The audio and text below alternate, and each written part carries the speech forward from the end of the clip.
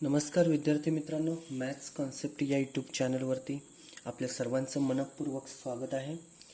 तर आजच्या व्हिडिओमध्ये आपण पाहणार आहोत इयत्ता 10वी गणित भाग 2 मधील वर्तुळ प्रकरणातील आंतरलिखित कोनाचे प्रमेय. हा प्रमेय आपण आजच्या व्हिडिओमध्ये पाहणार आहोत. आंतरलिखित कोनाचे प्रमेय. ओके, ठीक आहे. तर या प्रमेयाचं पहिलं विधान आपण बघूया. काय आहे विधान? वर्तुळात आंतरलिखित केलेल्या कोनाचे माप हे त्याने आंतरखंडित केलेल्या कंसाच्या मापाच्या निम्मे असतं. मी इकडे आकृती रेडी करून ठेवली आहे बघा. वर्तुळात आंतरलिखित केलेल्या कोनाचे माप. आंतरलिखित कोन म्हणजे काय? जो कोन वर्तुळावरती होतो त्याला आंतरलिखित कोन असं म्हणायचं. म्हणजे कोन BAC, कोनाचा शिरोबिंदू वर्तुळावरती आहे म्हणजे कोन BAC हा आंतरलिखित कोन आहे. ओके, हे त्याने आंतरखंडित केलेल्या कंसाच्या मापाच्या. आता त्या कोनाच्या किरणांनी काय केलंय? या कंसाला खंडित केलंय. कंस BDC बघा, BDC याला खंडित केलंय. म्हणजेच काय झालं? हा कंस झाला आणि त्या कोनाचं माप हे ह्या कंसाच्या मापाच्या निम्मे असणार आहे. हे आपल्याला सिद्ध करायचं आहे. ठीक आहे, तर आपण आता प्रमेयाला सुरुवात करूया. नेहमीप्रमाणे पहिलं पक्ष O केंद्र असलेल्या वर्तुळात, O केंद्र असलेल्या वर्तुळात काय आहे? O केंद्र असलेल्या वर्तुळात कोन BAC हा, कोन BAC हा कंस BAC मध्ये आंतरलिखित केला आहे. बघा, कोन BAC हा कंस BAC मध्ये आंतरलिखित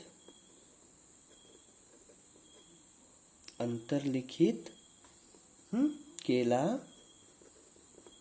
आहे. ओके, त्या कोनामुळे कंस BDC आंतरखंडित झाला आहे. त्यामुळे मी शॉर्टकट मध्ये थोडंसं लिहितो. त्यामुळे कंस BDC हा आंतरखंडित झाला. ओके, हे काय झालं? आपलं पक्ष झालं. आता साध्य. अतिशय सावकाश आणि स्टेप वाईज लिहायचं. वर्तुळात आंतरलिखित केलेल्या कोनाचे माप. आंतरलिखित कोन काय आहे? कोन BAC. त्याचं माप कसं आहे? त्याने आंतरखंडित केलेल्या कंसाच्या मापाच्या निम्मे म्हणजे 1/2 माप कंस BDC. BDC काय घ्या? BEC घ्या, BDC घ्या. आता रचना आपण नंतर करतो त्याच्यामुळे मी इथे BDC लिहिलंय. ओके, रचना. रचनेमध्ये काय केलं बघा. किरण AO काढला. स्टेप वाईज लिहूया. किरण AO काढला आणि काय केलं? वर्तुळाला तो बिंदू E मध्ये छेदतोय. E मध्ये वर्तुळाला छेदतोय किंवा चालेल छेदतो. त्रिज्या काय काढली? OC काढली. त्यामुळे OAC हा त्रिकोण बनला. त्रिज्या OC काढली.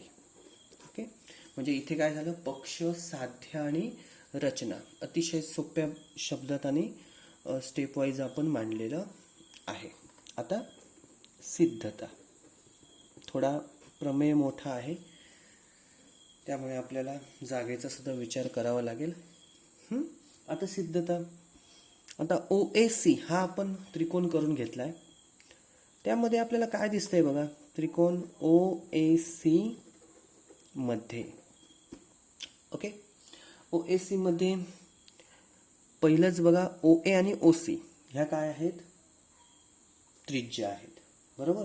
म्हणून आपण त्रिकोणाच्या त्या बाजू आहेत, परंतु त्या वर्तुळाच्या त्रिज्या आहेत आणि वर्तुळाच्या त्रिज्या ह्या कशा असणार, सारख्याच मापाच्या असतात. म्हणून आपण काय लिहिणार, बाजू, त्रिकोण म्हणतोय ना OAC मध्ये, म्हणून आपण बाजू म्हणणार. बाजू OA एकरूप बाजू OC. एकाच वर्तुळाच्या त्रिज्या. तुम्ही मात्र शॉर्टकट मारायचे नाही, तुम्ही मात्र व्यवस्थित लिहायचं. ओके. आता ह्या बाजू आहेत, एकरूप आहेत, म्हणजे हा त्रिकोण कसा झाला, समद्विभुज त्रिकोण झाला. आणि हा समद्विभुज झाल्यामुळे यांच्या बाजू समोरील कोन सुद्धा कसे असणार, एकरूप असणार.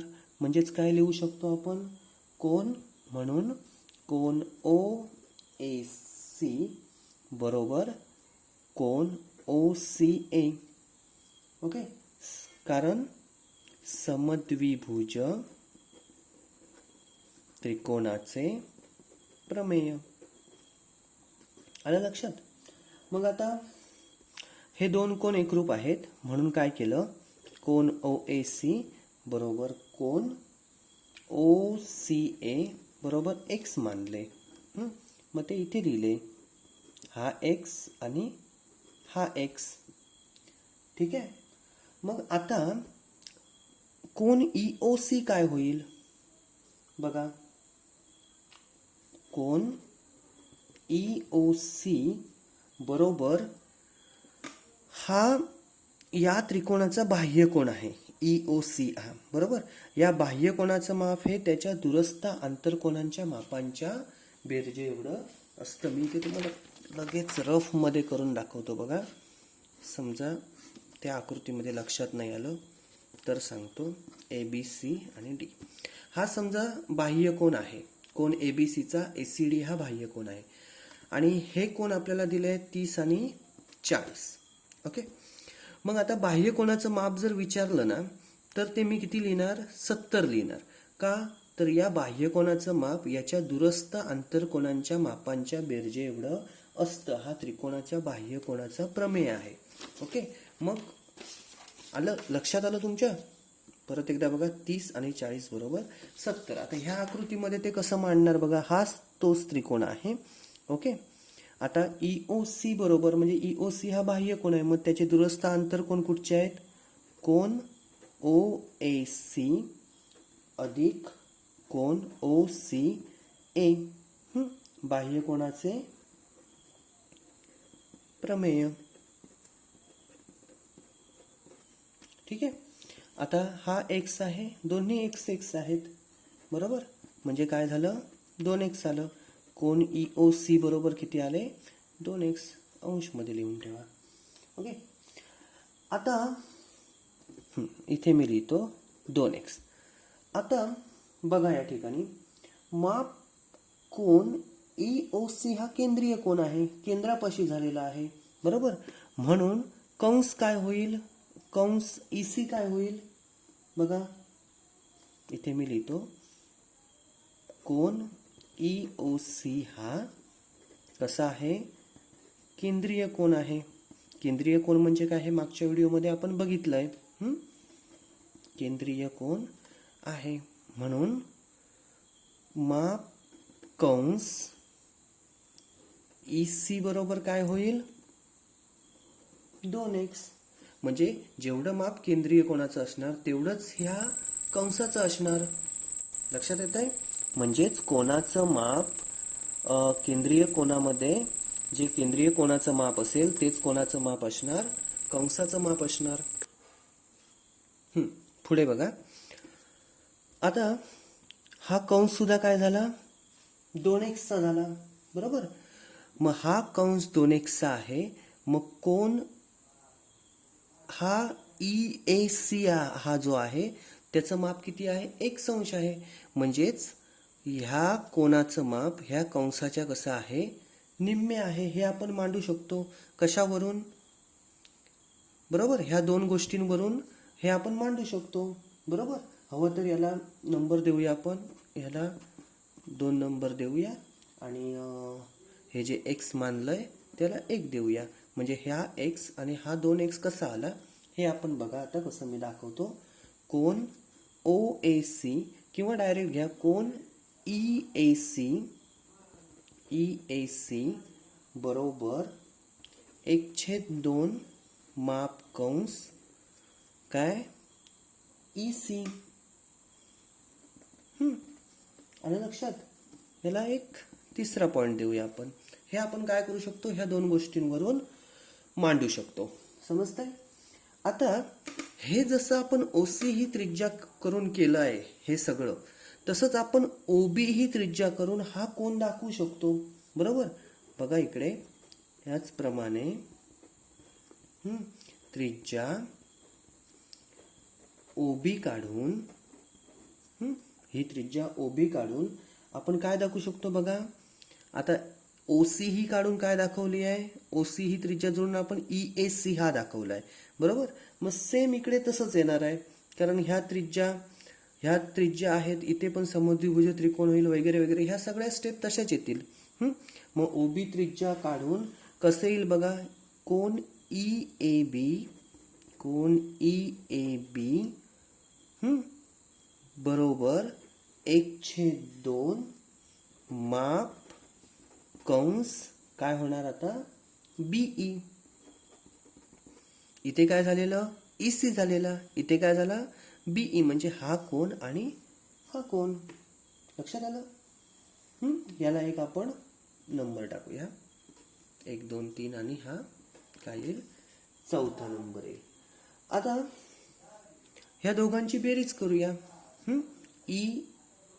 EAC बघा, कोन EAC अधिक कोन EAB बरोबर 1/2 माप कंस EC अधिक 1/2 माप कंस BE.